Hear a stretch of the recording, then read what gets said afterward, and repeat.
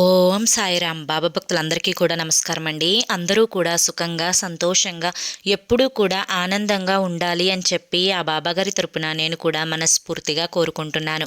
ఈరోజు బాబాగారు అందించే సందేశం ఏంటి అంటే కనుక, తల్లి, ఈ కొత్త సంవత్సరం క్యాలెండర్లో నీ పుట్టిన రోజు ఏ రోజో ఆ తేదీని తాకు తల్లి. నీ గురించి ఒక నిజం చెప్తాను, ఆ నిజాన్ని విను జాగ్రత్తగా అని చెప్పి ఏదో తెలియని సందేశాన్ని మనకు బాబాగారు అందించాలి అనుకుంటున్నారండి. మరి బాబాగారు ఏ సందేశం అందించినా కూడా అది మన భవిష్యత్తుకు పునాది అని చెప్పి మనందరికీ కూడా తెలిసిన విషయమే కదా. మరి ఎవరికైతే బాబాగారి మీద పూర్తి నమ్మకం ఉంటుందో, విశ్వాసం ఉంటుందో వారందరూ కూడా ఈ వీడియోకి ఒక చిన్న లైక్ ఇచ్చి వీడియోని వినడం అయితే స్టార్ట్ చేయండి. దానికంటే ముందు చాలామంది కూడా గురువుగారి గురించి అడుగుతున్నారండి. నేను పదే పదే ఈ గురువుగారి గురించే ఎందుకు చెప్తున్నాను అంటే కనుక, నా స్నేహితులు, నా బంధువులు, చివరికి నా జీవితంలో కూడా ఈ రోజున మేము ఆనందంగా జీవితాన్ని ఆస్వాదిస్తున్నాము అంటే దానికి కారణం ఈ గురువుగారేనండి. ఎన్నో సమస్యలను పరిష్కరించి ఈ రోజున మా సంతోషాలకు కారణమయ్యారు. అలాగే ఇప్పటి వరకు మీరు ఎన్నో చోట్ల జ్యోతిష్యం చెప్పించుకొని ఉంటారు. మీరు ఆశించిన మార్పులు మాత్రం జరిగి ఉండవండి. చివరిసారిగా అనుకొని ఒక్కసారి గురువుగారిని కాంటాక్ట్ అవ్వండి. మీ సమస్యలు ఏవైతే ఉన్నాయో అవి ఆ గురువుగారికి వివరించి చెప్పండి. శ్రీ షిరిడి సాయిబాబా ఆశీస్సులతో జ్యోతిష్యం చెప్పబడును. గురూజీ శివరామరాజు గారు. Phone number 9959422552. మీ సమస్యలు ప్రేమ, పెళ్ళి, ఉద్యోగం, రాజకీయం, సంతానం లేక ఇబ్బంది పడుతున్న, భార్యాభర్తల మధ్య గొడవలున్న, అప్పుల సమస్యలున్న, శత్రువుల సమస్యలున్న, ఇలా మీకు ఏ సమస్య ఉన్నా కానీ అది వివరించి చెప్పినట్లయితే గురువుగారికి వాటికి తగిన పూజలు చేసి మీకు రోజులలోనే గురువుగారు పరిష్కారాన్ని చూపిస్తారు. ఈ కొత్త సంవత్సరంలో మీ జీవితం ఆనందంగా ప్రారంభం అవడానికి ఒక్కసారి గురువుగారిని కాంటాక్ట్ అయ్యి చూడండి. మీ సమస్యల నుంచి బయటపడి ఆనందంగా జీవితంలో ముందడుగు వేయండి. ఇక బాబాగారి యొక్క సందేశం విషయానికి వస్తే కనుక, తల్లి, ఈ కొత్త సంవత్సరం అని నువ్వు ఎప్పుడైతే క్యాలెండర్లో జనవరి 1 నుంచి నువ్వు ఆరంభించుకుంటావో ఈ కొత్త సంవత్సరం కూడా యథావిధిగానే జరుగుతుంది. కాకపోతే నెలలు మారతాయి, రోజులు మారతాయి, సంవత్సరం యొక్క నెంబర్ మారుతుంది తప్ప నా జీవితంలో ఏ మార్పు ఉండదు బాబా అని చెప్పి అనుకుంటున్నావా? అయితే నిజంగా నువ్వు పొరపాటు పడుతున్నట్లే తల్లి. ఎందుకంటే ఈ కొత్త సంవత్సరంలో నీకు ఆనందం అనేది కొత్తగా అడుగు పెట్టబోతుంది. అసలు ఏమీ ఆలోచించకమ్మా, ఒక్కసారి నువ్వు పుట్టినరోజుని తాకు. నీ పుట్టినరోజు 1వ తారీఖు నుంచి 31వ తారీఖు లోపు ఎప్పుడైనా కానీ, ఏ నెలలోనైనా కానీ, నువ్వు ఏ సంవత్సరంలో పుట్టి ఉన్నా కానీ, నీ యొక్క పుట్టినరోజు జరుపుకునే ఆ తేదీని కనుక నువ్వు ఇప్పుడు తాకినట్లయితే అసలు నీ జీవితంలో ఏం జరుగుతుందో నిజం చెప్తాను, జాగ్రత్తగా విను తల్లి. ఈ కొత్త సంవత్సరంలో కేవలం క్యాలెండర్ మారి పాత సంవత్సరానికి గుడ్ బై చెప్పడం మాత్రమే కాదు తల్లి, నువ్వు నీ బాధలకు, కష్టాలకి కూడా గుడ్ బై చెప్పబోతున్నావు. అది నీకు తెలియదు. నీకు ఒక నిజం చెప్తాను, జాగ్రత్తగా వినమ్మా. ఈ సంవత్సరంలో నువ్వు బాగా ఆర్థికంగా ఇబ్బందులు పడి ఉన్నావు. కేవలం ప్రతి సమస్యకు కూడా డబ్బే పరిష్కారం చూపుతుంది అని చెప్పి నీకు తెలుసు. కాకపోతే ఆ డబ్బే నీకు చేతిలో లేక ఎంతోమంది ముందు అవమానానికి గురి అయ్యావు. ఎంతోమంది ముందు చెయ్యి చాపకూడదు అనుకున్నా కానీ చెయ్యి చాపి అప్పులు తీసుకున్నావు. ఎంతోమంది ముందు ఆ డబ్బు లేక ఎన్నో అవమానాలు, నిందలు మోసావు. ఎన్నో చిన్న చిన్న కోరికలను కూడా చంపుకున్నావు. ఒక్కదానివి గదిలో కూర్చొని ఎన్నిసార్లు ఏడ్చుకున్నావు. నీకంటే పై స్థాయిలో ఉన్నవారిని చూసి నేనేం పాపం చేయడం వల్ల ఈ స్థాయిలో లేను, నా బాధలన్నింటికీ కూడా కారణం ఏంటి అని చెప్పి కృంగిపోయావు. ఇవన్నీ కూడా నేను నీతో లేకుండా నాకు ఎలా తెలుస్తాయి చెప్పు? ఇవన్నీ కూడా కర్మానుసారంగా జరిగినవే తల్లి. ఇక ఈ కొత్త సంవత్సరంలో నువ్వు ఆర్థికంగా డబ్బు గురించి ఎటువంటి ఇబ్బందులు పడాల్సిన అవసరం లేదు. నీకు డబ్బులొచ్చే మార్గం ఏదైతే ఉందో ఆ మార్గంలో ఇప్పటి వరకు ఎన్నో ముళ్ళు నువ్వు తొక్కుకుంటూ వచ్చావు, ఎన్నో గుంటలని దాటుకుంటూ వచ్చావు. ఇకపై ఆ మార్గం అనేది సహజంగా, సజావుగా, సక్రమంగా ఏర్పాటు చేయబోతున్నాను. కనుక ఇక నీకు డబ్బు సమస్యలనేవే ఉండవు తల్లి. నువ్వు పూర్తిగా ధనవంతుడిగా మారే అదృష్టం నీకు పట్టబోతోంది ఈ కొత్త సంవత్సరంలో, గుర్తుంచుకో. ఇక తరువాత నీవు ఏదైతే నా జీవితంలో ఇక జరగదు బాబా, నేను అనవసరంగా ఆశపడుతున్నాను, ఈ ఆశ పడింది ఏదైతే ఉందో ఇది మాత్రం నా జీవితంలో జరగదు, ఇది నాకు బాగా తెలుసు అని చెప్పి ఆశని కూడా నువ్వు నిరాశపరుచుకొని కృంగిపోతూ దిగులు పడుతున్నావో, అయితే ఇకపై నీకు ఆ దిగులేమీ అవసరం లేదు తల్లి. ఎందుకంటే నువ్వు జరగదు అనుకున్న విషయం నువ్వు ఎంతగానో ఆశ్చర్యపోయే విధంగా అద్భుతంగా జరగబోతుంది. అవునమ్మా, ఎందుకంటే ఈ కొత్త సంవత్సరంలో నువ్వు ఆ పని అనేది నీ కళ్ళతో విజయవంతం అవ్వడాన్ని నువ్వు చూస్తావు. ఎంతో ఈ విషయం పట్ల నువ్వు ఆనందాన్ని పొందుతావు. కనుక దాని గురించి కూడా నువ్వు నిరాశ చెందాల్సిన అవసరం లేదు. ఇక నువ్వు పూర్తిగా ఈ 2024వ సంవత్సరంలో దేని గురించి బాధపడ్డావో నాకు బాగా తెలుసు. అది నీ ఆరోగ్యం. నీ ఆరోగ్యం అనేది కొన్ని చిన్న చిన్న అనారోగ్య సమస్యలు అనేవి నిన్ను పట్టి పీడిస్తూ ఉన్నాయి. మానసికంగా నీ ఆరోగ్యం అనేది సరిగా లేకపోవడం వల్ల చాలా బాధపడ్డావు, దిగులు పడ్డావు. అయ్యో, నాకేమన్నా అయితే నా బిడ్డల పరిస్థితి ఏంటి బాబా, నా బిడ్డల్ని ఎవరు చూసుకుంటారు, నేను ఉన్నప్పుడే అంతంత మాత్రంగా ఉన్నాయి పరిస్థితులు, ఇక నేను కూడా లేకపోతే నా బిడ్డలు అనాథలైపోతారయ్యా అని చెప్పి చిన్న చిన్న అనారోగ్య సమస్యలను మనసులో నువ్వు పెద్దగా ఊహించుకొని ఏదో జరిగిపోతుంది అని చెప్పి దిగులు పడుతూ ఇన్ని రోజులు కాలాన్ని గడిపావు. అయితే ఈ 2025వ సంవత్సరం అనేది నీకు ఆరోగ్యం పూర్తిగా సహకరిస్తుంది. నీకున్న చిన్న చిన్న అనారోగ్య సమస్యలు సైతం పూర్తిగా దూరమైపోబోతున్నాయి. నువ్వు సంపూర్ణ ఆరోగ్యవంతురాలిగా ఈ 2025వ సంవత్సరంలో అడుగు పెడతావు. నువ్వు ఇక దీని గురించి కూడా అనవసరమైన దిగులు, టెన్షను పడాల్సిన అవసరం లేదు, గుర్తుంచుకో. ఇక తరువాత సొంత గృహం కోసం ఎన్నో కలలు కన్నావు, ఎన్నో ఆశలు పడ్డావు. అద్దె ఇంట్లో ఉంటూ ఆ యొక్క ఇంటి యజమానులు నిన్ను నెల వచ్చేసరికి డబ్బులు అడుగుతున్నప్పుడు ఎంతగానో బాధపడ్డావు. నాకు ఒక్క గృహమైనా లేకుండా పోయిందే, ఎన్నో సర్దుకుంటూ ఉన్నాను, సొంత ఇల్లు ఒక్కటి ఉంటే ఈ గూట్లోనే ఉన్నా, నేను తిన్నా తినకపోయినా, నేను పడుకున్నా కూర్చున్నా నన్ను ఎవ్వరూ అడిగేవారే ఉండరు, నా సొంత ఇంటి కల ఎప్పుడు బాబా నెరవేరుతుంది అని చెప్పి చాలా ఎదురు చూశావు. ఎన్నో చిన్న చిన్న ప్రయత్నాలు కూడా జరిగాయి. కాకపోతే అది మాత్రం నీకు చేదు అనుభవంగానే మిగిలింది కదా. అయితే ఈ 2025వ సంవత్సరంలో నీ సొంత ఇంటి కల ఏదైతే ఉందో అది నెరవేరబోతోంది తల్లి. నీకంటూ ఒక గృహం, చిన్నదో పెద్దదో నీ స్థాయికి తగినది నువ్వు ధైర్యం చేసి ముందడుగు వేసి నువ్వు దానికి డబ్బుని కట్టబోతున్నావు.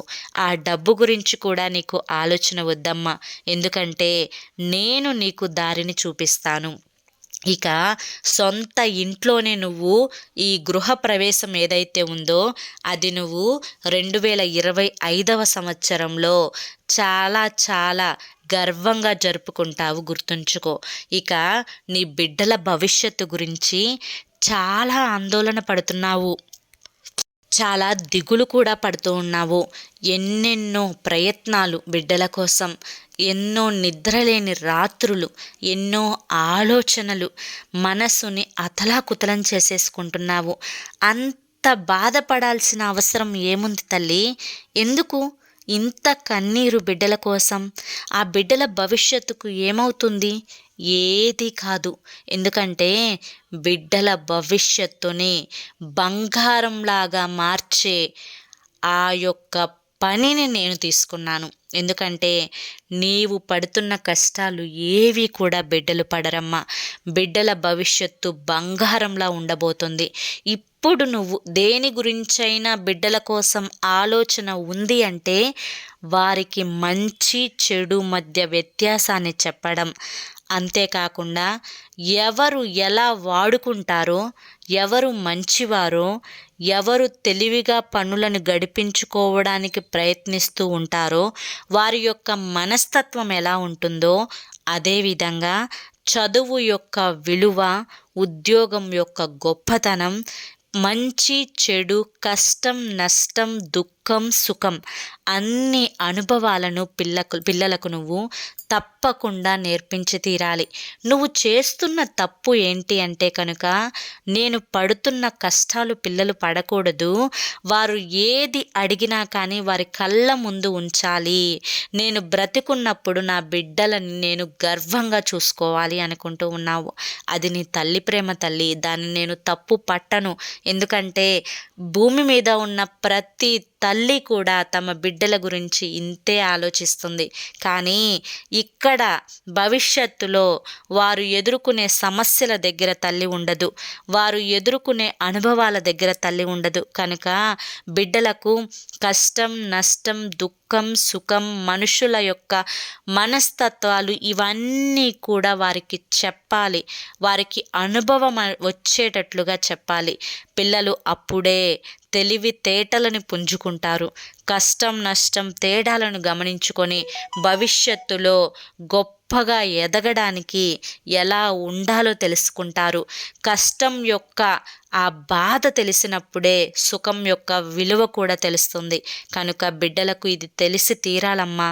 ఇది తెలిసేలా నువ్వు బిడ్డలకి అనుభవం వచ్చేలా నేర్పాలి. ఎందుకంటే వారి యొక్క అనుభవమే వారికి గుణపాఠం అవుతుంది. ఎందుకంటే మాటలతో ఎన్ని చెప్పినా కూడా వారి యొక్క అనుభవానికి రానిది వారు గ్రహించలేరు అని చెప్పి తెలుసుకో.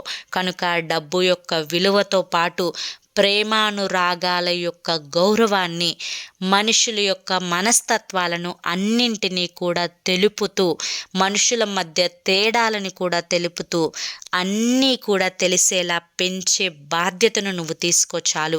ఇక వారి బంగారు భవిష్యత్తుకు నువ్వు పునాదిని వేసినట్లే అని గుర్తుంచుకో.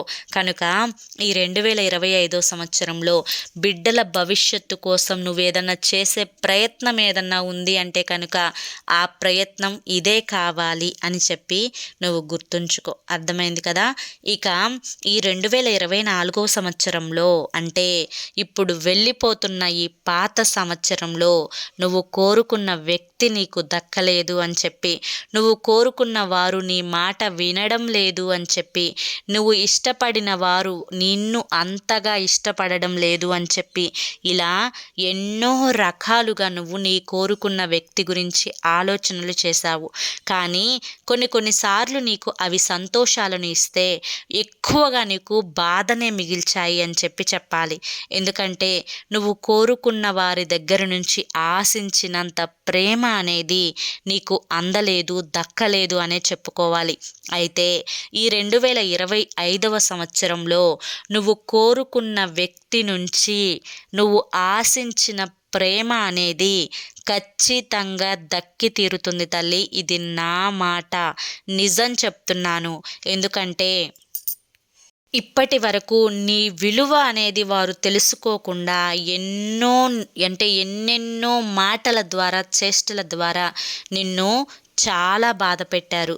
అయితే ఈ 2025 సంవత్సరంలో వారు కూడా అనుకుంటున్నారు ఏమని అంటే కనుక, నిన్ను ఇకపై బాధ పెట్టకూడదు. తను ఏది చెప్పినా లేదా అతను ఏది చెప్పినా కానీ అది నా మంచి కోసమే కదా, నా భవిష్యత్తును బాగు చేయడానికే కదా అని చెప్పి.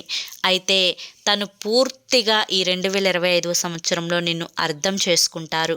ఈ అర్థం చేసుకోవడం వల్ల మీ యొక్క మనస్పర్ధలు అనేవి పూర్తిగా తొలగిపోయి మీ మనస్తత్వాలు అనేవి ఏకం కావడం వల్ల ఈ కోరుకున్న వ్యక్తి ఎవరైతే ఉన్నారో వారు నీకు చాలా దగ్గరలోనే ఉంటారు. వారు నువ్వు చెప్పినట్లుగానే వింటారు. వారు తప్పకుండా మీ సొంతం అవుతారు అని చెప్పి ఖచ్చితంగా గుర్తుంచుకోవాల్సిన విషయం ఇది. ఇక 2024 సంవత్సరంలో ఎన్నెన్నో వ్యసనాలు, మనిషికి బానిసవ్వడం లేదా మద్యానికి బానిసవ్వడం లేదా సిగరెట్లకు బానిసవ్వడం, పొగని పీల్చడం లేదా ఎన్నో రకాలైన అలవాట్ల వల్ల కొన్నిటికి నువ్వు వ్యసనానికి అలవాటు పడ్డావు.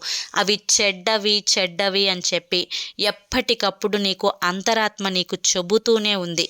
కానీ వాటిని మానుకోవడానికి మాత్రం నీ మనసు అనేది అంగీకరించలేదు. అయితే ఈ 2025 సంవత్సరంలో నీ మనసుని అంగీకరించేలా నువ్వే చేసుకోవాలి. ఎందుకంటే అది చెడ్డది అని చెప్పి నీ మనసుకు తెలిసినప్పుడు, మనసు మాట కూడా వినకపోతే నిన్ను భగవంతుడు కూడా కాపాడలేడు అని చెప్పి గుర్తుంచుకో. ఎందుకంటే నీలో ఉన్న దైవం అనేది నీ మనసు అంటే నీ దైవం నీకు ఎప్పటికప్పుడు హెచ్చరిస్తూనే ఉన్నా కానీ ఆ హెచ్చరించడాన్ని నువ్వు పట్టించుకోకుండా ఉన్నట్లయితే నువ్వు దైవాన్నే నిర్లక్ష్యం చేస్తున్నట్లు అని గమనించుకో.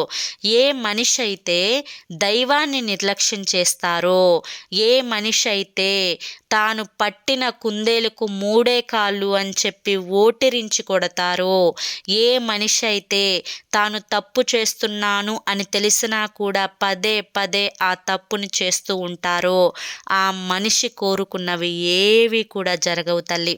ఎందుకంటే ఇది నేను కోపంతో చెప్తున్న మాట కాదు, బాధతో చెప్తున్న మాట. ఎందుకంటే ఒక బిడ్డ తన చేదాటిపోతున్నప్పుడు తల్లిదండ్రులు కోపంగా తిడతారు. ఆ కోపం వెనుక వారికి చాలా ప్రేమ ఉంటుంది. ఆ ప్రేమని అర్థం చేసుకోగలిగితే, ఆ ప్రేమను దక్కించుకోగలిగితే ఆ బిడ్డ కంటే అదృష్టవంతులు మరెవ్వరూ ఉండరు అని నీకు తెలుసు కదా. మరి ఆ అదృష్టాన్ని దక్కించుకుంటావని చెప్పే ఆశిస్తున్నాను. ఇక మనశ్శాంతి నీకు కరువైందంటూ ఏదన్నా ఉంది అంటే ఈ 2024 సంవత్సరంలో మనశ్శాంతి. ఆ మనశ్శాంతి అనేది 2025 సంవత్సరంలో నీకు పుష్కలంగా దక్కుతుంది. ఎందుకు చెప్తున్నాను అంటే కనుక తల్లి, ఎన్నో మాటల వల్ల, ఎన్నో అనారోగ్య సమస్యల వల్ల, నీ చుట్టూ జరుగుతున్న కార్యాల వల్ల, నీ చుట్టూ జరుగుతున్న పనులను చూసి నీవు మనశ్శాంతి లేకుండా ఎన్నో రోజుల నుంచి గడుపుతున్నావు. దీనివల్ల మానసికంగా చాలా ఇబ్బంది పడుతూ ఉన్నావు. ఇవన్నీ కూడా నాకు తెలుసు తల్లి. కనుక వీటి కోసం ఆలోచించకు. ఎందుకంటే నీకు పూర్తిగా 2024 సంవత్సరంలో మనశ్శాంతి అనేది దక్కుతుంది. ఎందుకంటే ఎప్పటికప్పుడు నీకు నా సందేశాల రూపంలో నువ్వు చేస్తున్న తప్పుని, ఒప్పుని నేను నీకు చెబుతూనే ఉంటాను. కనుక నువ్వు మనశ్శాంతి లేదు అనే ఆలోచనే నీకు లేదు. ఎందుకంటే నీకు పూర్తి మనశ్శాంతి అనేది 2025 సంవత్సరంలో దక్కుతుంది అని గుర్తుంచుకో తల్లి. ఈ కొత్త సంవత్సరం క్యాలెండర్లో నువ్వు 1వ తారీఖు నుంచి నువ్వు 31వ తారీఖు లోపు ఏ సంవత్సరంలో పుట్టినా, ఏ నెలలో పుట్టినా, ఏ తారీఖులో పుట్టినా నాకు బిడ్డలందరూ కూడా సమానమే తల్లి. నా బిడ్డలందరికీ కూడా ఇవన్నీ కూడా నేను చేసి చూపుతాను. నేను నిజం చెప్తున్నానమ్మా. నా మాట మీద నువ్వు నమ్మకాన్ని ఉంచి ధైర్యంగా ఈ కొత్త సంవత్సరంతో ఆనందంగా జీవితాన్ని ముందుకు వెళ్ళే ప్రయత్నం చెయ్యి. ఆనందంగా ఈ కొత్త సంవత్సరంలోకి అడుగు పెట్టే ప్రయత్నం చెయ్యి. అంతా కూడా నువ్వు కోరుకున్నట్లుగానే జరుగుతుంది. నువ్వు చేయవలసిందల్లా పాజిటివ్గా ఉండడం, పాజిటివ్గా ఆలోచించడం, ధైర్యంగా ఉండడం, మనశ్శాంతిగా ఉండడం, అతి ఆలోచనలు తీసివేసి ఆనందంగా ఉండడం.